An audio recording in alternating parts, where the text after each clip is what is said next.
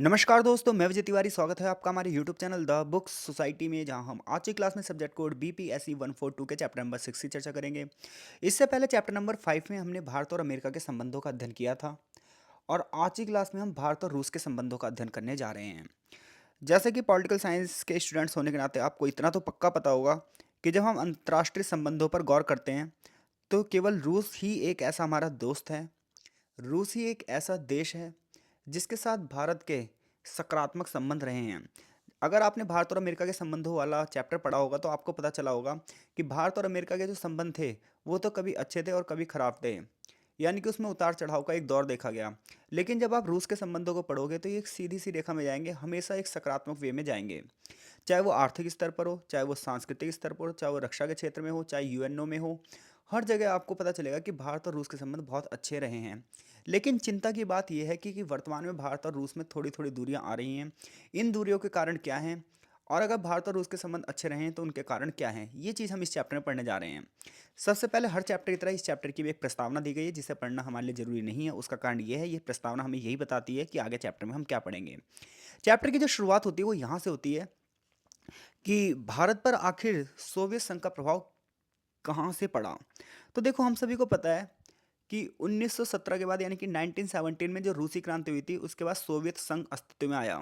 और 1991 में जब सोवियत संघ का विघटन हो गया तो रूस फिर से एक स्वतंत्र देश के रूप में उभर कर आया। तो जब भी हम भारत और रूस के संबंधों की बात करेंगे तो हम 1991 से जो पहले है वो सोवियत रूस की बात करेंगे, यानी कि सोवियत संघ की बात करेंगे। और 1991 के बाद हम डायरेक्ट केवल रूस वर्ड यूज़ करेंगे। तो चाहे आप रूस की बात करो चाहे सोवियत संघ की बात करो, हमारे दोनों ही टाइप के जो रिलेशनशिप रही वो बहुत ज़बरदस्त रही। क्योंकि सोवियत संघ में बहुत सारे देश थे, उन सभी देशों के साथ भी हमारे संबंध बहुत अच्छे रहे हैं। तो ये सब चीज़ें मेरा मान के चल रहा हूँ कि आपको ये बेसिक चीज़ें हैं जो पता ही होंगी, जिस पे ज़्यादा यहाँ चर्चा करने की हमें आवश्यकता नहीं है। तो देखो, आज़ादी के बाद तो वो भारत और रूस के संबंध एक पॉजिटिव वे में आगे बढ़े ही बढ़े हैं। लेकिन आज़ादी से पहले ही बहुत सारी चीज़ें थी जो ये बात चीख चीख कर कहती हैं कि भारत और रूस के संबंध उस समय भी शुरुआत हो चुकी थी, उस समय भी बहुत अच्छे थे। तो देखो, हालांकि भारत आज़ाद नहीं था, लेकिन आज़ाद भारत में जो लोग सरकार बनाने जा रहे थे वो लोग कहीं ना कहीं सोवियत रूस की विचारधारा से प्रेरित थे। मुद्दा ये था कि पहले पूरी दुनिया में पूंजीवाद का वर्चस्व था, पूंजीवाद था, प्राइवेट सेक्टर्स थे, निजी कंपनियों का दबदबा था। ले और ब्रिटेन में जब औद्योगिक क्रांति हुई तो ब्रिटेन में औद्योगिक क्रांति के बाद धीरे धीरे करके पूरे विश्व में पूंजीवाद सर चढ़कर बोल रहा था। ऐसे में एक विचारधारा फैली पूरी दुनिया में कि जो पूंजीवाद है वो पूंजीवाद ना केवल कुछ ही लोगों को संरक्षण देता है, जबकि पूरी दुनिया में बहुत बड़े पैमाने पर गरीबी देता है। ऐसे में गरीब लोगों को अगर अपने अधिकार चाहिए तो उन्हें समाजवाद की ओर जाना पड़ेगा। ये विचारधारा कहीं ना कहीं मार्क्स से प्रेरित थी और आगे चलकर व्लादिमीर लेनिन ने रूस में इस विचारधारा को आगे बढ़ाया। और फिर रूस में क्रांति होती है 1917 में, और ऐसे में पूरी दुनिया में एक नया संगठन अस्तित्व में आता है, सोवियत संघ। तो जब 1917 में क्रांति होती है तो भारत में भी उस समय जो बड़े बड़े नाम थे, चाहे पंडित जवाहरलाल नेहरू की बात की जाए, चाहे सुभाष बाबू की बात की जाए, यानी कि सुभाष चंद्र बोस की बात की जाए, ये लोग भी इस क्रांति से प्रभावित होते हैं। तो ऐसे में हमें ये पता चलता है कि आज़ादी से पहले भी जो हमारे बड़े बड़े नेता थे वो कहीं ना कहीं सोवियत रूस की विचारधारा से प्रेरित थे, साम्यवाद से प्रेरित थे। यही बात इस पैराग्राफ में बताई जा रही है जिसकी चर्चा मैं करने जा रहा हूँ। तो जैसा कि पैराग्राफ कहता है कि रूस के साथ भारत के संबंधों की बात की जाए तो ये ऐतिहासिक रूप से बहुत करीबी रहे हैं, बहुत मित्रवत रहे हैं। इतना ही नहीं, अगर 2010 में आप देखोगे तो बड़े पैमाने पर कुछ विशेषाधिकार वाले संबंध रहे हैं ये, जो कि विश्व में किसी और देश के ऐसा नहीं है। तो भारत में अगर बात किया तो भारत में जो आज़ादी की लड़ाई थी, आज़ादी की लड़ाई में जो नेता थे वो समाजवादी विचारधारों से प्रभावित हुए हैं, जिसे मैं कि जो कि मैंने आपको पहले बता दिया। चाहे वो सुभाष चंद्र बोस हों, चाहे वो जवाहरलाल नेहरू हों, जो मेन मेन चीज़ें मैंने हेडलाइन कर रखी हैं। तो आप पता क्या करना है, इन्हें ना हेडिंग बना बना कर लिखना, क्योंकि आप हेडिंग बनाकर लिखते हैं, पॉइंट्स वन से लिखेंगे तो आपको ना बहुत सारी चीज़ें अच्छे से मिलेंगी। इसके अलावा अगर मेरे पास समय मिला तो पक्का एग्जाम से पहले कुछ नोट्स भी आपको प्रोवाइड करवाऊंगा। तो आज़ादी से पहले ही जो बड़े बड़े नेता थे जो आज़ादी की लड़ाई में भाग ले रहे थे, ये लोग समाजवादी विचारधाराओं से प्रेरित थे। इसी प्रकार से भारत में एक नाम और था, मनविंदर नाथ रॉय, जिन्होंने 1920 में कम्युनिस्ट इंटरनेशनल की दूसरी कांग्रेस में भाग लिया, यानी कि कम्युनिस्ट इंटरनेशनल की जो दूसरी मीटिंग थी उसमें भारत की ओर से इन्होंने भाग लिया, जिनका नाम क्या था, मनविंदर नाथ रॉय। तो मनविंदर नाथ रॉय की बात की जाए, नेहरू जी की बात की जाए, सुभाष चंद्र बोस की बात की जाए, ये सब कहीं ना कहीं सोवियत विचारधारा से प्रेरित थे, साम्यवाद की विचारधारा से प्रेरित थे। इवन इतना ही नहीं, इन लोगों ने पता है क्या करा, जो व्लादिमीर लेनिन था उसके विचारधारा पर इन्होंने समर्थन भी किया। 1917 में जब सोवियत क्रांति हुई, यानी कि रूस में जो रूसी क्रांति हुई, बोल्शेविक जो क्रांति हुई, इसने पूरी दुनिया में ये बात पक्का सेट कर दी कि जितने भी माइनॉरिटीज़ हैं, जितने भी अल्पसंख्यक हैं और जितने भी औपनिवेशिक लोग हैं, यानी कि जितने भी देश गुलाम हैं, इन सभी को अपने निर्णय लेने का अधिकार होना चाहिए, इन्हें स्वतंत्रता का अधिकार होना चाहिए। ऐसे में कहीं ना कहीं जितने भी एशिया अफ्रीका के गुलाम देश थे, इनके सामने इस क्रांति ने एक सकारात्मक धारणा रखी कि अगर हम सब मिलकर एकजुट होकर औपनिवेशिक शासन के खिलाफ, पूंजीवादी शासन के खिलाफ आवाज़ उठाएं तो हमें भी स्वतंत्रता मिल सकती है। तो ऐसे में कहीं ना कहीं विश्व में एक समाजवादी क्रांति का उदय हो चुका था। इस क्रांति का लक्ष्य केवल औपनिवेशिक शासन की समाप्ति नहीं थी। इस क्रांति का लक्ष्य था सामाजिक न्याय की स्थापना, आर्थिक विकास की एक ऐसी गति होनी चाहिए जो सबको समान रूप से प्रभावित करे। ऐसा ना हो कि कुछ लोग इससे बहुत ज़्यादा प्रभावित हो जाएं और जबकि बहुत सारे लोग इससे अछूते रह जाएं। तो ये जो इक्वलिटी वाली बात थी, इसी वजह से ना रूसी क्रांति पूरी दुनिया में फैलती जा रही थी और पूरी दुनिया में कम्युनिज्म को बढ़ावा मिल रहा था। आप ये मान के चलिए 15 देश तो उसी टाइम पर हो गए थे और आगे चलकर और भी देश सोवियत संघ में जुड़ते चले गए। भारत की अगर बात की जाए तो भारत में कुछ राजनीतिक दलों का उदय हुआ जो कि समाजवादी विचारधारा से प्रेरित थी। लाइक डेट कांग्रेस सोशलिस्ट पार्टी की स्थापना हुई, भारतीय कम्युनिस्ट पार्टी की स्थापना हुई, हिंदुस्तान सोशलिस्ट रिपब्लिकन की स्थापना हुई। इवन भारतीय राष्ट्रीय कांग्रेस में खुद पंडित जवाहरलाल जो नेहरू थे, वो समाजवादी अर्थव्यवस्था से प्रभावित थे।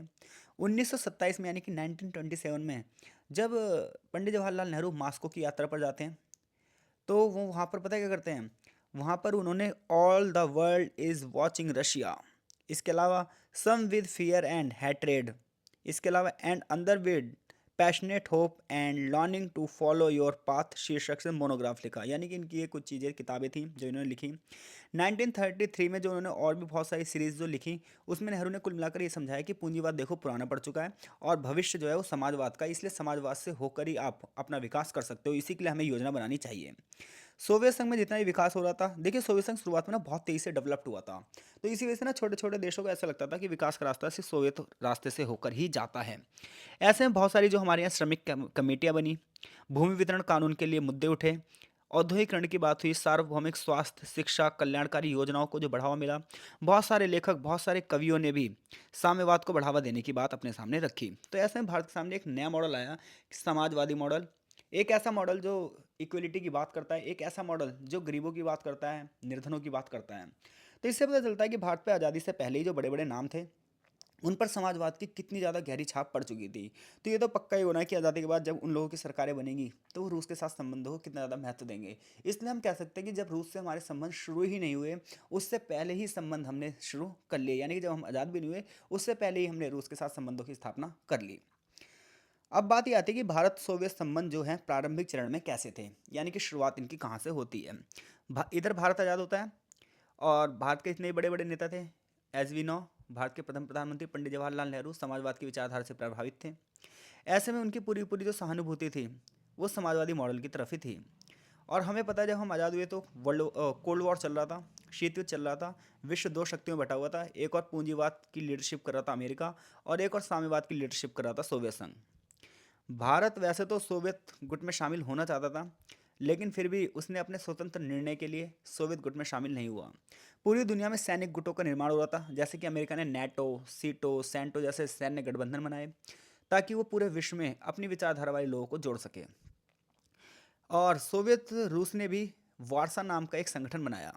भारत का पड़ोसी देश पाकिस्तान जो था वो सेंटो में शामिल हो गया। हालांकि सेंटो लिख रही है किताब, अगर आप एनसीईआरटी पढ़ोगे तो आपको पता चलेगा कि सीटों में शामिल हुआ था पाकिस्तान। खैर, किसी में भी शामिल हुआ वो अमेरिकी गठबंधन में तो शामिल हुआ। अमेरिका के जितने भी देश थे, चाहे पाकिस्तान हो, ईरान हो, इराक हो, टर्की हो, ये सब ये चाहते थे कि फारस की खाड़ी का जो पानी है वो सोवियत संघ यूज़ ना कर पाए, उससे सोवियत संघ को दूर रखा जाए। तो यानी कि दुनिया में ना एक पॉलिटिक्स ही चल रही है जिसमें सोवियत संघ के खिलाफ साजिशें चल रही हैं कि सोवियत संघ को रिसोर्सेज का यूज़ ना मिल पाए। ऐसे में सोवियत संघ इन्हीं क्षेत्रों में से एक देश को चुनना चाहता है ताकि वो यहाँ के रिसोर्सेज का यूज़ कर सके, और वो देश होता है भारत। यानी कि भारत और सोवियत संबंधों की दौर की शुरुआत यहाँ से होती है जब एक और अमेरिका अपनी गुटबंदी तय कर रहा है। ऐसे में रूस को भी एक ऐसे देश की ज़रूरत है जो एशिया में हो और साथ ही साथ उसके पास बहुत सारे नेचुरल रिसोर्सेज हों, हिंद महासागर तक उसकी पहुंच हो, और वो देश था भारत। परिणाम क्या होता है कि सोवियत संघ के बड़े बड़े नेता भारत की यात्रा करते हैं और भारत के बड़े बड़े नेता सोवियत संघ की यात्रा करते हैं। जैसे कि 1955 में नेहरू जी सोवियत संघ की यात्रा करते हैं, तो वहीं जो सोवियत मुखिया थे, सोवियत राष्ट्रपति थे निकिता खुश्चेव, ये नई दिल्ली की यात्रा करते हैं। सोवियत समर्थन के बाद भारत में बड़ी बड़ी इंडस्ट्री लगाई जाती हैं, जैसा कि पहली पंचवर्षीय योजना के दौरान, दूसरी पंचवर्षीय के दौरान बड़े पैमाने पर भारत में औद्योगिकरण की नींव रखी गई, जैसे कि भिलाई इस्पात संयंत्र, बोकारो इस्पात संयंत्र। ये बड़ी बड़ी कंपनियां हैं जो कि सरकार के नियंत्रण में हैं। आप नेट पे इन्हें सर्च भी कर सकते हैं, भिलाई, बोकारो। ये सोवियत रूस की मदद से ही हमारे यहाँ लगाई गई। इसके अलावा भारत हैवी इलेक्ट्रिकल्स लिमिटेड, जिसे आज हम भेल के नाम से जानते हैं, oil and natural gas corporation, जिसे हम ओएनसीजी के नाम से जानते हैं, और हिंदुस्तान एरोनॉटिक्स लिमिटेड यानी कि एचएएल जैसी जो सार्वजनिक क्षेत्र की कंपनियां थी, ये सब हमने सोवियत संघ की सहायता से अपने देश में लगाई थी। इवन इंडिया चाइना का जब युद्ध हुआ था ना, तो सोवियत रूस ने हमें बहुत सारी मदद दी थी। 1971 में भारत पाकिस्तान जब युद्ध हुआ, तो सोवियत रूस से हमने 20 साल की मित्रता संधि करी, जो कि युद्ध क्षेत्र में भारत की मदद के लिए थी। इवन बड़े पैमाने पर सोवियत संघ ने हमें हथियारों की आपूर्ति भी करी। हालांकि भारत सोवियत संघ को आगे चलकर बहुत सारे आर्थिक संकटों का सामना करना पड़ा। 1980 के बाद जो सोवियत अर्थव्यवस्था थी वो बिल्कुल डामाडोल हो चुकी थी। सोवियत संघ बहुत सारी कठिनाइयों से जूझ रहा था। गरीबी, बेरोजगारी, भुखमरी बहुत तेजी से फैल रही थी और भ्रष्टाचार अपने चरम पर था। सोवियत संघ में एक क्रांति होने वाली थी, जो कि सोवियत संघ के विघटन के बाद हुई। जैसा कि हम सभी जानते हैं, 1989 में जर्मनी का एकीकरण हो गया, बर्लिन की दीवार गिरा दी गई और 1991 में सोवियत संघ कोलैप्स कर सकता है। 25 दिसंबर 1991 को रूस, यूक्रेन, बेलारूस मिलकर सोवियत संघ के विघटन की घोषणा कर देते हैं। हम सभी को पता है, अगर 12th क्लास में हमने पॉलिटिकल साइंस की बुक पढ़ी हो बहुत अच्छे से, कि सोवियत संघ के जो अंतिम राष्ट्रपति थे वो थे मिखाइल गोर्बाचेव। बहुत ध्यान समझना, जिन बच्चों को चीज़ें याद नहीं है उनके लिए मैं बता रहा हूँ। आप ये मान के चलिए, 1970 के बाद ना सोवियत संघ की अर्थव्यवस्था थोड़ी सी ना बहुत ज़्यादा बोझिल हो गई थी, क्योंकि सोवियत संघ ना हथियारों की होड़ में पागल हो चुका था। अमेरिका से ज़्यादा वो सुपर पावर अपने आप को बनाना चाहता था। ऐसे में पता है क्या मुद्दा हुआ? ऐसे में मुद्दा ये हुआ कि जो चीज़ें पहले वो अपनी जीडीपी के लिए खर्च करता था, अपनी अर्थव्यवस्था के लिए खर्च करता था, वो हथियारों पर खर्च करने लगा। परिणामतः ये हुआ कि उसकी अर्थव्यवस्था डामाडोल हो गई, अर्थव्यवस्था गिर गई, गरीबी बढ़ने लगी, बेरोजगारी बहुत ज़्यादा बढ़ गई थी, जबकि शुरुआत में सभी लोगों को रोजगार देने की बात की गई थी। सोवियत संघ ने वायदा किया था कि वो अपनी जनता की बेसिक नीड पूरी करवाएगा, लेकिन वो इसमें भी असफल रहा। सोवियत संघ में पिन से लेकर कार बनाने तक की चीज़ें बनती थी, लेकिन उन सभी की क्वालिटी ना बहुत ज़्यादा कमज़ोर थी। तो भ्रष्टाचारी शासन बहुत तेज गति से आगे बढ़ रहा था और जनता को ना डेमोक्रेटिक जो राइट्स होते हैं, लोकतांत्रिक अधिकार होते हैं, वो नहीं थे। ऐसे टाइम पे ना सोवियत संघ का राष्ट्रपति बनता है मिखाइल गोर्बाचेव। अब जब सोवियत संघ का राष्ट्रपति मिखाइल गोर्बाचेव बनता है, तो वो पता है क्या सोचता है? वो सोचता है मैं इन सब चीज़ों में सुधार कर दूं, और इसके लिए वो पेरेस्ट्रोइका और ग्लासनोस्ट की नीति अपनाता है, यानी कि अर्थव्यवस्था में खुलापन और अर्थव्यवस्था में सुधार। इवन जो पहले के जो राष्ट्रपति थे, उनके द्वारा की जो थ्योरीज दी गई थी, उन सब की वो आलोचना भी करता है। कौन? Mikhail Gorbachev. तो वो अर्थव्यवस्था के जो पुनर्गठन की बात करता है, उसी को बोलते हैं हम क्या? पेरेस्ट्रोइका। तो पेरेस्ट्रोइका की नीति के तहत वो अपने सारे सहयोगों को बढ़ावा दे रहा था। जितनी चीज़ों की सब्सिडी दी जा रही थी, जो भी वस्तुओं की गुणवत्ता थी, उन सब की जांच करवाई जा रही थी। लेकिन मिखाइल गोर्बाचेव जो ये सुधार कर रहा था, वो सुधार ना उसके ही देशों को, लोगों को, यानी कि सोवियत संघ के देशों को ही पसंद नहीं आ रहे थे। क्यों? ये सुधार बहुत धीमी गति से थे, और जो बड़े बड़े पद पर लोग थे, उन्हें डर था कि उनके पद संकट में आ जाएंगे। ऐसे में उन लोगों ने मिलकर ही मिखाइल गोर्बाचेव का विरोध कर दिया। सोवियत संघ में एक बड़े पैमाने पर अस्थिरता का दौर आता है और सोवियत संघ का विघटन हो जाता है। सोवियत संघ के सारे देश अलग अलग हो जाते हैं। 25 दिसंबर 1991 को ऑफिशियली ये घोषणा कर दी जाती है कि सोवियत संघ अब नहीं रहा। तो इस प्रकार से सोवियत संघ में जो 1980 के बाद का जो दौर था, वो उसके लिए बहुत सारी समस्याओं का दौर था। हालांकि फिर भी भारत और सोवियत संघ के संबंध में कोई कमी नहीं आई, वो उसी हिसाब से चलते रहे। संकट के इस दौर में भारत उसके साथ खड़ा था। तो यहाँ से जो चैप्टर में क्वेश्चन बनता है, भारत सोवियत संबंधों का वर्णन कीजिए, ये क्वेश्चन इन्होंने क्यों दे दिया यहाँ पर, कोई मतलब बनता नहीं है, क्योंकि अभी तो चैप्टर में शुरुआत होनी है। तो अब तक सिर्फ हमने इतना पढ़ा है कि भारत पर समाजवाद का प्रभाव कहाँ से शुरू होता है, जहाँ हमने ये पढ़ा कि आज़ादी से पहले ही बहुत सारे नेता सोवियत विचारधारा से प्रभावित रहे हैं। फिर हमने पढ़ा कि भारत सोवियत संबंधों की शुरुआत कहाँ से होती है। भारत सोवियत संबंधों की शुरुआत वहाँ से होती है जब अमेरिका अपने विकल्प को बढ़ाया जा रहा है, अमेरिका अपने साथ गठबंधनों को जोड़े जा रहा है, बहुत सारे देशों को जोड़े जा रहा है। ऐसे में सोवियत रूस को भी एक ऐसे देश की तलाश है जो उसके पक्ष में हो। भारत गुटनिरपेक्षता की नीति अपनाता है। ऐसे में सोवियत रूस चाहता है कि वो भारत की मदद करके उसे अपने पक्ष में ले ले। तो अब तक सिर्फ हमने इतना पढ़ा है। अब हम बात कर रहे हैं कि सोवियत संघ का विघटन हो गया और भारत और रूस के संबंध किस प्रकार से आगे बढ़े। तो देखो, सोवियत संघ का विघटन 1991 में हुआ। ये भारत के जो पॉलिसी मेकर्स थे, भारत के जो नीति निर्माता थे, इनके लिए एक बड़ा झटका था। उसका कारण ये था क्योंकि हमने बहुत सारी नीतियां बना रखी थी सोवियत संघ के लिए, और एकदम से सोवियत संघ का जो विघटन होना, ये हमारे देश की अर्थव्यवस्था के लिए बहुत बड़ा खतरा था। 1971 में जो हमने संधि करी थी, वो संधि भी खत्म हो गई। इवन पता है, एक संधि ये थी कि रुपया रूबल का व्यापार होगा। रुपया रूबल का मतलब ये है कि भारत अपना रुपया देके रूस के सामानों को खरीद लेगा। तो इसे रुपया रूबल की, देखो इंटरनेशनल जो ट्रेड होता है, अंतर्राष्ट्रीय जो व्यापार होता है वो डॉलर से होता है।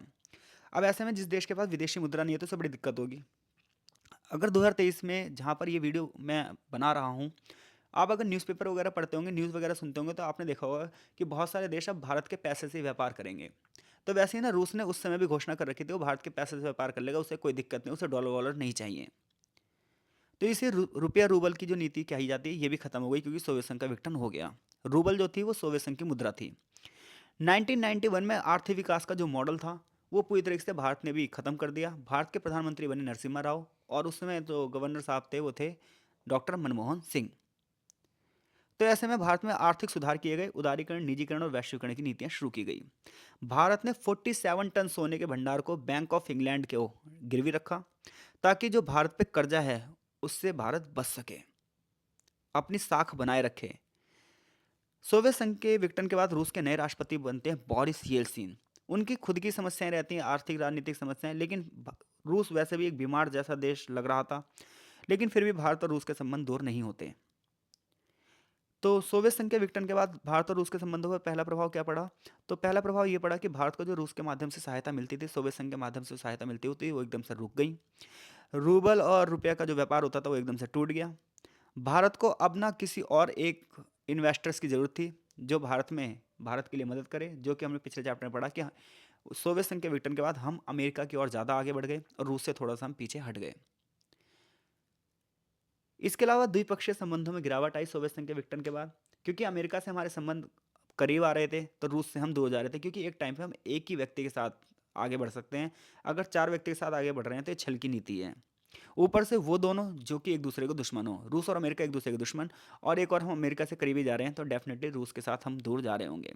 तो द्विपक्षीय संबंधों में गिरावट आ गई सोवियत संघ के विघटन के बाद। वैचारिक लगाव में कमी आ गई। लेन देन के संबंध अब व्यवहारिक बन गए। यानी कि देखो दो प्रकार की रिलेशनशिप होती है, एक होती है इमोशनल टाइप से कि यार कुछ भी हो, फायदा उठाओ, हम इसको सपोर्ट करेंगे। एक होता है व्यवहारिक, यानी कि जैसी सिचुएशन है वैसे हम रिलेशन बनाएंगे, बाकी हमें दुनियादारी से कोई लेना देना नहीं है। तो रूस के जो विदेश मंत्रालय में कुछ लोग तो ऐसे थे जो भारत के साथ संबंध जारी रखना नहीं चाहते थे। उन्होंने विरोध किया, उन्होंने कहा क्या है भारत गुटनिरपेक्षता की नीति अपनाता है, कभी अमेरिका को सपोर्ट करता है, कभी कुछ, तो हम उसे अपना प्रॉफिट क्यों दें। अब हम ना सशर्त यानी कि टर्म एंड कंडीशन के साथ व्यापार करेंगे, टर्म एंड कंडीशन के साथ भारत का साथ अब संबंध होंगे। तो सोवियत संघ के विघटन के बाद अगर बात की जाए तो पहला प्रभाव क्या पड़ा? पहला प्रभाव ये पड़ा कि हमें अपनी पॉलिसीज बदलनी पड़ी। जो भारत और रूस से जो सहायता मिलती थी रूस से भारत को, वो भी खत्म हो गई। द्विपक्षीय संबंधों में क्या आ गई? कमी आ गई। इवन 1971 में भारत और रूस के बीच में जो संधि हुई थी, शांति की संधि, मित्रता की संधि और सहयोग की संधि, अब वो मित्रता और सहयोग की रह गई। यानी कि जो ये बात हुई थी कि युद्ध के समय रूस हमारे साथ खड़ा रहेगा, वो चीज़ पीछे हट गई। रूस ने अमेरिका की आपत्तियों के बावजूद भारत को क्रायोजेनिक रॉकेट दिए। इतना ही नहीं, बहुत सारे विवादास्पद मुद्दों को हल करने का आगे चलकर निर्णय लिया गया। रूस ने 1994 की अगर बात की है तो भारतीय प्रधानमंत्री नरसिम्हा राव मॉस्को का दौरा करते हैं और भारत और रूस के संबंधों को सौहार्दपूर्ण बढ़ाने के लिए बात करते हैं। आगे चलकर 1997 में भारतीय प्रधानमंत्री देवे गौड़ा भी रूस की यात्रा करते हैं और बहुत सारे महत्वपूर्ण समझौतों पर साइन करवाते हैं।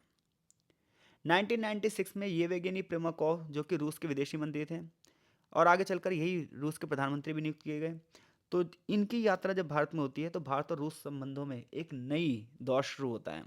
2010 तक भारत और रूस के व्यापार में आर्थिक क्षेत्र में, औद्योगिक क्षेत्र में, वित्तीय क्षेत्र में, साइंस एंड टेक्नोलॉजी के क्षेत्र में बड़े पैमाने पर इन्वेस्टमेंट की गई। मास्को से बीजिंग, बीजिंग से दिल्ली, ये त्रिकोणीय यानी कि चाइना, रशिया और भारत के संबंधों को मजबूत करने की फिर से बात की गई। भारत और रूस के संबंधों में बातचीत शुरू होती है जब राष्ट्रपति बनते हैं रूस में व्लादिमीर पुतिन। अब व्लादिमीर पुतिन जब रूस के राष्ट्रपति बनते हैं तो समय समय पर भारत की यात्राएं करते हैं और इन यात्राओं के दौरान बहुत सारे एमओयूज पर साइन किए जाते हैं। 2001 में भारतीय प्रधानमंत्री अटल बिहारी वाजपेयी भी मॉस्को की यात्रा करते हैं। 2002 में राष्ट्रपति पुतिन भी भारत की यात्रा करते हैं। इसी प्रकार से 2005 में मनमोहन सिंह जी विजय दिवस की यात्रा पर रूस जाते हैं। उसी प्रकार से पुतिन फिर से 2007 में हमारे रिपब्लिक डे पर जो चीफ गेस्ट होते हैं उनके रूप में भारत में आते हैं। तो ये सारी चीज़ें ये बताते हैं कि दोनों देश के नेता एक दूसरे देश की समय समय पर यात्रा कर रहे हैं। और देखिए यात्रा कभी भी ना फ्री फंड में नहीं होती हैं। इन यात्राओं के दौरान ना बड़े पैमाने पर द्विपक्षीय व्यापारिक समझौतों पर, द्विपक्षीय रक्षा क्षेत्रों के समझौतों पर साइन होते हैं। 2010 में रणनीतिक साझेदारी में बड़े पैमाने पर परिवर्तन आए। पुतिन ने 15 से 16 अक्टूबर 2016 तक गोवा में ब्रिक्स समूह की 17वीं वार्षिक सम्मेलन में भाग लिया। देखो, ब्रिक्स जो है ब्राज़ील, रशिया, इंडिया, चाइना और साउथ अफ्रीका, इन 5 देशों का एक समूह है जो कि उभरती हुई अर्थव्यवस्थाएं हैं, और ये इसलिए बना है ताकि अमेरिका को टक्कर दी जा सके। तो यहाँ से यहाँ तक जो सोवियत संघ के विघटन के बाद भारत के रूस और संबंध थे उसकी समरी दी गई है, जिसका ज़्यादा प्रभाव तो नहीं पड़ा, बट कुछ दूरी हमारी और रूस में बनी है। आगे चैप्टर में संयुक्त राष्ट्र में यानी कि यूएनओ में भारत और रूस के तालमेल की बात की गई है। तो देखो, यूएनओ एक वैश्विक संस्था है, एक इंटरनेशनल संस्था है जो अंतर्राष्ट्रीय मामलों में विभिन्न प्रकार से भूमिका निभा रही है। एक तरीके से विश्व की संसद के रूप में कार्य कर रही है, ये बात हम सभी जानते हैं। तो भारत की अगर बात की जाए तो भारत ने यूएनओ में कई मुद्दों पर सोवियत संघ को सपोर्ट किया है, और सोवियत संघ ने भी कई मुद्दों पर भारत को सपोर्ट किया है। तो सोवियत संघ की अगर बात की जाए तो सोवियत संघ ने सबसे पहली बात तो है कश्मीर के मुद्दे पर, गोवा के मुद्दे पर, बांग्लादेश के मुद्दे पर भारत का समर्थन किया है। इसी प्रकार से चेकोस्लोवाकिया में जब सोवियत संघ ने अपना हस्तक्षेप किया, अफगानिस्तान में अपनी सेनाएं भेजी, तो भारत ने भी उसका समर्थन किया है। 1999 की बात है, 1999 की बात है, यूगोस्लाविया में ना अमेरिका ने 2 महीने तक बमबारी करी थी, और भारत ने ना अमेरिका का विरोध किया था, और रूस ने भी इस चीज़ का विरोध किया था। इसके अलावा 2011 में लीबिया पर जो मुद्दा उठा उसमें भारत ने रूस को समर्थन किया। इसी प्रकार से जॉर्जिया पर जो प्रस्ताव लाया गया रूस के द्वारा, उस पर भी भारत ने रूस का समर्थन किया। रूस यूक्रेन का युद्ध जो चल रहा है, और रूस यूक्रेन जो पहले भी मुद्दा उठा था, उसमें भारत ने सोवियत संघ के खिलाफ, या फिर मैं यूं कहूँ रूस के खिलाफ वोटिंग देने से परहेज किया, और उस दिन वो क्या रहा, अपसेंट रहा। वर्तमान में भी जो रूस यूक्रेन का युद्ध है उसमें रूस के पक्ष में कुछ भी बोलने से या विपक्ष में कुछ भी बोलने से चुप ही रहता है, कतराता रहता है, जिससे पता रहता है कि वो अलग तरीके से समर्थन दे रहा है। आतंकवाद के अगर मुद्दे की बात की जाए तो आतंकवाद पे भारत और रूस दोनों ने क्या करा है, एक दूसरे का समर्थन किया है। भारत की जो संसद पर हमला हुआ उसकी रूस ने कड़े शब्दों में निंदा भी की है। भारत जो आतंकवाद रोकथाम के लिए पूरे विश्व में अभियान चला रहा है, रूस उसमें उसका साथ देता है। ईरान का जो परमाणु मुद्दा है, तो देखो, ईरान को उसके परमाणु कार्यक्रम के लिए यूएनओ ने पता है क्या करा, 4 दौर के प्रतिबंधों का समर्थन किया। तो रूस ने भी उसे समर्थन किया और भारत ने भी। इससे ये सारी चीज़ें पता चलती हैं कि इंटरनेशनल लेवल पर जो भी बड़े बड़े मुद्दे होते हैं जिसमें रूस सपोर्ट करता है, भारत भी उसका सपोर्ट करता है। और जहाँ पर भारत को लगता है कि रूस गलत है, वहाँ पर भारत चुप रहता है, फिर भी रूस का विरोध नहीं करता। इसराइल और फिलिस्तीन के मुद्दे की बात की जाए तो देखो, पहले भारत के ना इसराइल से इतने अच्छे संबंध नहीं थे। तो रूस जो है ना वो फिलिस्तीन को बढ़ावा देता है, वो ये मानता है कि फिलिस्तीन वाले लोगों को न्याय मिलना चाहिए। तो ऐसे में भारत भी पता है क्या, फिलिस्तीन के लोगों के लिए खड़ा है, भारत भी फिलिस्तीन के लोगों के लिए बात करता है। लेकिन 1990 के बाद भारत और इसराइल के संबंध भी बहुत मजबूत हुए हैं। तो ऐसे में भारत ने अपनी थोड़ी सी ना सोच बदल ली है। अब भारत ना पता क्या करता है, अब भारत जो इसराइल और फिलिस्तीन में संघर्ष के मुद्दा है जो, उसमें ज़्यादातर ना कुछ कहता नहीं है, लेकिन फिर भी अंदरूनी रूप से वो रूस के साथ है और फिलिस्तीन को वो समर्थन देता है। पर्यावरण जैसे मुद्दों की बात की जाए तो पर्यावरणीय मुद्दों पर ओ, जो है भारत और रूस वो कई सारे द्विपक्षीय समझौतों में शामिल हैं, और इवन यूएनओ में भी जो मुद्दे उठते हैं उसमें वो एक दूसरे को सपोर्ट करते हैं। लाइक डेट जलवायु परिवर्तन वार्ताएं जितनी भी होती हैं, जलवायु परिवर्तन को लेकर जितनी बातचीत होती है, उसको लेकर जितने भी शिखर सम्मेलन होते हैं, ये उसमें भाग लेते हैं। कश्मीर मुद्दे पर लगातार रूस ने हमारा समर्थन किया है। इसके अलावा भारत और रूस और भी बहुत सारे संगठन हैं जिसका वो हिस्सा है, जैसे कि ब्रिक्स, एससीओ और त्रिपक्षीय आरआईसी के, ये तीन दोनों सदस्य हैं, जिससे पता चलता है कि ये कितने ज़बरदस्त दोस्त हैं। तो आज भी बात की जाए तो भारत और रूस किस प्रकार से एक दूसरे को सहयोग दे रहे हैं यूएनओ में, ये चीज़ हमने इस पूरे पैराग्राफ में पढ़ी। तो आप पता है जब ये क्वेश्चन आएगा कि यूएनओ में भारत और रूस में एक दूसरे को जो समर्थन देने वाले मुद्दे हैं उनका मुद्दों का वर्णन कीजिए, या फिर यूएनओ में भारत और रूसी संबंधों की झलक दिखाई देती है, वर्णन कीजिए। तो देखो, पहले तो आप बताओगे विदेश नीति में गुटनिरपेक्षता का मुद्दा, जिसमें भारत का झुकाव किस ओर हो गया, रूस और है।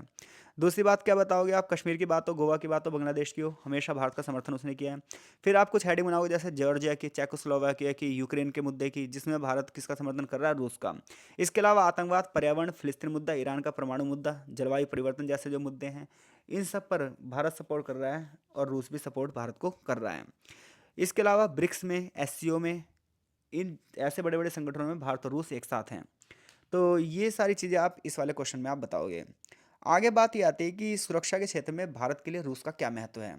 तो हम सभी को पता है कश्मीर जैसा मुद्दा है, जो आतंकवाद जैसा मुद्दा है, इस पर रूस का सीधा सीधा सपोर्ट हमारे पास है। इवन 1971 में जो युद्ध हुआ था उसमें भी रूस ने हमारी मदद करी थी। तो जिस प्रकार से पाकिस्तान के साथ अमेरिका खड़ा है, उससे भी बड़े तौर पर रूस हमारे साथ खड़ा है। तो ऐसे में पता चलता है हमें कि युद्ध जैसी जो समस्याएं हैं अगर हमारे पड़ोसी देशों से युद्ध होता है तो हमारे जो काम आने वाला है ना वो रशिया ही काम आने वाला है। तो भारत के लिए रूस का एक बहुत बड़ा सामरिक महत्व है जिससे दरकिनार हम नहीं हो सकते। दूसरा मुद्दा है कि सुरक्षा परिषद में भारत की स्थायी सदस्यता के लिए देखो वीटो पावर वाले 5 देश हैं, अमेरिका, ब्रिटेन, चाइना, फ्रांस और रशिया। छठे देश की डिमांड उठ रही है, तो ऐसे में रूस हमारे पक्ष में है। रूस हमारी स्थायी सदस्यता के लिए समर्थन में है, वो इसके लिए वोटिंग करता है। रूस हमारे लिए रक्षा आपूर्ति में भी महत्वपूर्ण योगदान देता है। 75% चीज़ें ना हम केवल केवल रूस से खरीदते हैं। वर्तमान में S-400 मिसाइल भी हमने कहाँ से खरीदी हैं? रसिया से खरीदी हैं। तो कह रहा भारत अपने 70% से अधिक हथियारों के लिए और टेक्नोलॉजी के लिए रूस पर निर्भर है। सेना के लिए 75%, वायुसेना के लिए 80% और नेवी के लिए 85% चीज़ें हम रूस पर ही निर्भर हैं। 2017 में चौथम हाउस की रिपोर्ट में भारत के हथियारों को सबसे बड़ा बाजार जो है वो रूस से ही मिला है। इवन इतना ही नहीं, कुछ यहाँ पर सैन्य हथियारों की बात की गई है, जैसे T-72 टैंक, MiG-27M सुखोई विमान, supersonic anti ship cruise missile system, BrahMos system. Even 200-300 kilogram के पारंपरिक वॉरहेड के साथ 2.8 मैक गति से उड़ने वाला ब्रह्मोस जो है ये पूरी दुनिया में सबसे अच्छा है। अमेरिका की टॉमहॉक जो मिसाइल है ना इससे कई गुना ये बेहतर है। 5वीं पीढ़ी के लड़ाकू विमान हम रूस से मंगा रहे हैं, तकनीकी सहयोग को बढ़ावा दे रहे हैं। इसके अलावा S-400 वायु रक्षा प्रणाली को भी बढ़ावा मिल रहा है जो कि रूस ने हमें आपूर्ति की है। भारत में KA-2260 हेलीकॉप्टर जो हैं इसके निर्माण पर भी समझौते हुए हैं। मोदी सरकार जो मेक इन इंडिया प्रोग्राम चला रही है वो रूस की मदद से ही चला रही है। तो ये भारत और रूस के जो हैं वो सामरिक महत्व का संबंध है, जिससे पता चलता है कि हम कितने ज़्यादा रूस पे रक्षा के मामले में डिपेंड हैं। आगे समस्याएं कुछ हैं कि भले ही भारत और रूस के साथ हमारे इतने अच्छे संबंध हो, फिर भी क्या कुछ समस्याएं हैं? तो हाँ जी हैं। उसका रीज़न ये है कि रूस जितना ज़्यादा चीन के करीब जाएगा उतना ज़्यादा हमारे से दूर होता जाएगा, क्योंकि भारत और चाइना के संबंध अच्छे नहीं हैं। इवन चीन की जो वन बेल्ट वन रूट की जो योजना है उसमें भी रूस ना उसका समर्थन करता है। उसका रीज़न ये है कि अमेरिका को टक्कर देने के लिए उसे चीन के सपोर्ट की ज़रूरत है, क्योंकि रूस की जो जीडीपी है वो भी थोड़ी सी बदहाली में है। ऐसे में उसे एक ऐसे देश की ज़रूरत है जो विश्व की सबसे तेज़ी से उठती हुई अर्थव्यवस्था हो, और वो है चीन। तो जितना ज़्यादा वो चीन को सपोर्ट देगा उतना हमारे साथ संबंधों में क्या आएगी? दरार आएगी। इसके अलावा रूस और चीन ना ब्रिक्स में भी हैं, SCO में भी हैं, UN में भी हैं। तो इससे ना वो बहुत सारी चीज़ों को एक दूसरे को सपोर्ट करते हैं। इसके अलावा अगर हम रूस चीन को सपोर्ट करेगा तो चीन पाकिस्तान को सपोर्ट करेगा, और ये पाकिस्तान हमारे खिलाफ हो जाएगा। तो जो पाकिस्तान के साथ संबंध हैं रूस के, उसको लेकर भारत बहुत ज़्यादा चिंतित है। अफगानिस्तान से अमेरिका के सैनिक जब से वापस गए हैं तब से भारत की चिंता और ज़्यादा बढ़ गई है, क्योंकि कहीं ना कहीं पाकिस्तान और चीन के माध्यम से रूस इस क्षेत्र में अपना नियंत्रण बढ़ाना चाहता है। भारत उस चीज़ में रूस को सपोर्ट देगा नहीं। अब भारत उस चीज़ में रूस को सपोर्ट नहीं देगा तो दिक्कत होती जाएगी। तो कराची से लेकर लाहौर तक गैस पाइपलाइन के निर्माण में रूस ने $2 अरब का इन्वेस्टमेंट किया पाकिस्तान में। दोनों देश 2016 से नियमित सैन्य अभ्यास भी कर रहे हैं। पाकिस्तान के रूस के साथ बढ़ते संबंध हमारे लिए सबसे बड़ी चिंता का विषय हैं। इसके अलावा भारत रूस जो व्यापार की बात की है तो भारत सबसे बड़ी कमजोर कड़ी यह है कि भारत रक्षा क्षेत्र में तो रूस पर निर्भर है, लेकिन बाकी क्षेत्रों में ना भारत और रूस के जो व्यापार है वो बहुत ज़्यादा बेकार है, बहुत निम्न स्तर पर है। कह रहा है भारत और रूस के जो व्यापारिक कमजोर कड़ी देखी जाए तो द्विपक्षीय व्यापार है जो कि $8 अरब से भी कम है। हालांकि जबकि ये मुद्दा ही रखा जाता है कि 20 अरब अमेरिकी डॉलर के बराबर तो व्यापार होना ही चाहिए, लेकिन ये $8 अरब भी नहीं हो पा रहा है। उसका रीज़न ये है कि जो रूस के लोग हैं ना वो भारतीय सामानों के प्रति इतनी दिलचस्पी नहीं रखते, क्योंकि उनका मानना है भारत एक कृषि प्रधान देश है। जबकि भारत की बात की जाए तो भारत प्रमुख उत्पादों के लिए चाइना पर निर्भर है, अमेरिका पर निर्भर है, इसराइल पर निर्भर है, UAE पर निर्भर है। तो ऐसे में भारत और रूस के बीच में जो द्विपक्षीय व्यापार जो कम है ना, ये इन दोनों के बीच में सबसे बड़ी बाधाएं हैं, क्योंकि किसी भी देश के साथ जब हम संबंधों को मजबूत करते हो तो उसमें व्यापार एक बहुत ज़्यादा भूमिका निभाता है। तो कहीं ना कहीं ये जो समस्याएं कुछ हैं, पाकिस्तान के साथ रूस की बढ़ती नज़दीकियाँ, चाइना के साथ बढ़ती नज़दीकियाँ, ये भारत के समसामयिक चिंताएं हैं। भविष्य में भारत और रूस के संबंधों की क्या संभावनाएं हैं? तो भविष्य की बात की जाए तो ऊर्जा के सहयोग में दोनों देश एक दूसरे को कॉपरेट कर रहे हैं। पूर्व सोवियत संघ ने भी और वर्तमान रूस ने भी हाइड्रो और थर्मल पावर प्लांट में बहुत सारा योगदान दिया है। भारत में बहुत सारी पेट्रोलियम और गैस उद्योग के लिए भी महत्वपूर्ण भूमिका निभा रहे हैं। रूस की स्खालिन तेल और गैस परियोजनाओं में $2.7 अरब का जो इन्वेस्टमेंट है ये भारत में अब तक का सबसे बड़ा इन्वेस्टमेंट है। यानी कि पेट्रोलियम के लिए, गैस के लिए जो परियोजनाएं चलाई जा रही हैं उसमें $2.7 अरब का रूस ने हमारे यहाँ इन्वेस्ट किया है, जो कि अब तक का सबसे बड़ा इन्वेस्टमेंट माना जाता है। आपने बहुत बड़ी कंपनी का नाम सुना भी होगा, ONGC, जिसमें रूसी तेल आता है। इसके अलावा ऊर्जा के क्षेत्र में 15% हिस्सेदारी है। भारतीय कंपनियों को एक संघ का लगभग 23.9% हिस्सेदारी है। $2.02 बिलियन के रूप में ये सारी सहायता हमें मिलती है। इसके अलावा यहाँ बहुत सारे फैक्ट लिखे गए हैं रिफाइनरी के क्षेत्र में, तो ये सारी चीज़ें आप रट कर ही लिख सकते हो। रिफाइनरी के क्षेत्र में, तेल के क्षेत्र में, गैस के क्षेत्र में किस प्रकार से जो बड़ी बड़ी कंपनियां हैं उसमें कितने कितने परसेंट रूस की हिस्सेदारी है, ये सारी चीज़ें भारत और रूस के भविष्य के संबंधों की राह तैयार करेंगी। भारत प्रमुख अर्थव्यवस्थाओं में तेज़ी से आगे बढ़ रहा है। भारत की जो जीडीपी है विश्व में पहले 5वें नंबर पे थी, अब लगभग 30वें नंबर पर जा रही है। ऐसे में रूस को भी भारत को और ध्यान देना होगा, क्योंकि भारत जिस तेज़ गति से आगे बढ़ रहा है, ऐसे में हमें कहीं ना कहीं हर एक देश चाहता है कि वो हमारे साथ जुड़े। तो इसी वजह से ना ये चीज़ हमारे लिए पॉजिटिव चीज़ है, पॉजिटिव साइन है, जिसकी वजह से रूस हमारी ओर आगे बढ़ेगा। परमाणु ऊर्जा के क्षेत्र में भी बात की जाए तो परमाणु ऊर्जा की आवश्यकताओं के लिए भारत 2020 तक 20,000 मेगावाट परमाणु जनित बिजली उत्पन्न करना चाहता है। रूस एकमात्र महत्वपूर्ण परमाणु शक्ति है जिसके सहयोग के बिना भारत आगे नहीं बढ़ सकता, लेकिन फिर भी अब तक रूस ने ही सबसे ज़्यादा हमें सपोर्ट किया है। कुंडनकुलम में 2 परमाणु रिएक्टर निर्मित किए गए हैं और 2 निर्माणाधीन यानी कि 2 पे वर्क चल रहा है। इसके अलावा भारत रूस के साथ 12 परमाणु रिएक्टर बनाने का प्रयास कर रहा है, यानी कि न्यूक्लियर प्लांट बनाने का शुरुआत कर रहा है, जिससे बिजली की आपूर्ति आगे बढ़ेगी। दोनों देश बहुत सारी लाभकारी परियोजनाओं पर भी वर्क कर रहे हैं। इतना ही नहीं, व्यापार और इन्वेस्टमेंट में भारत रूस में व्यावसायिक कंपनियों के चयन में लगा हुआ है कि कौन कौन सी कंपनियां भारत में इन्वेस्टमेंट करें। इसके अलावा इंजीनियरिंग में, रासायनिक उद्योग में, विमान उद्योगों में, औषधीय उद्योगों में बड़े पैमाने पर इन्वेस्टमेंट की बात चल रही है। इवन नॉर्थ और साउथ के परिवहन गलियारे की बात कर चल रही है। देखो, भारत की समस्या पता है क्या है? बीच में भारत के अगर पड़ोसी देशों की बात की होगी तो नेपाल, नेपाल के ऊपर चाइना, पहले तो तिब्बत था, तिब्बत पर कंट्रोल कर लिया चाइना ने, और फिर रशिया। यानी कि भारत और रशिया की ना सीमा समझौते में बड़ी दिक्कत होती है। अगर भारत और रशिया की सीमाएं कहीं से जुड़ती ना, क्योंकि चाइना तो सपोर्ट हमें करेगा नहीं, उत्तर में हमारे हिमालय है, तो ऐसे में हमें एक थर्ड पार्टी देश की ज़रूरत है जिसके साथ जुड़कर हम रूस से जुड़ सकें, और वो देश आता है फिर ईरान। तो ईरान में सड़क परियोजनाओं के माध्यम से, रेल परियोजनाओं के माध्यम से हम रूस से जुड़ना चाहते हैं। तो अगर ये कॉरिडोर बन जाता है तो इस कॉरिडोर के माध्यम से फिर ना क्या होगा, रूस और भारत के बीच में व्यापार बहुत ज़्यादा बढ़ जाएगा। तो इस प्रकार से हम भविष्य में रूस के साथ संबंधों की संभावनाएं देखते हैं। तो खैर, भले ही दूरियां बढ़ रही हों लेकिन ज़्यादा नहीं बढ़ेंगी, इस चीज़ की हम आशा रखते हैं। तो ये चैप्टर पढ़ने के बाद आपको ये पता चलता है कि भारत और रूस के संबंध बहुत ही अच्छे रहे हैं, बहुत ही मधुर रहे हैं और भविष्य में भी रहेंगे।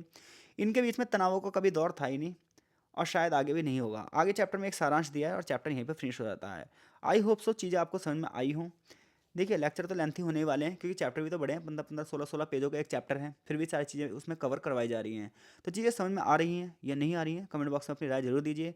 और जब पढ़ाया जाए तो उसके बाद किताबों को जरूर पढ़िए, उसके हेडिंग्स बनाइए अगर आपको नंबर अच्छे चाहिए तो। और बात सिर्फ ये नहीं है कि आपको इग्नू में पास होना है, ये सारी चीज़ें आपको अलग भी कॉम्पिटिटिव एग्जामों में भी काम आती हैं।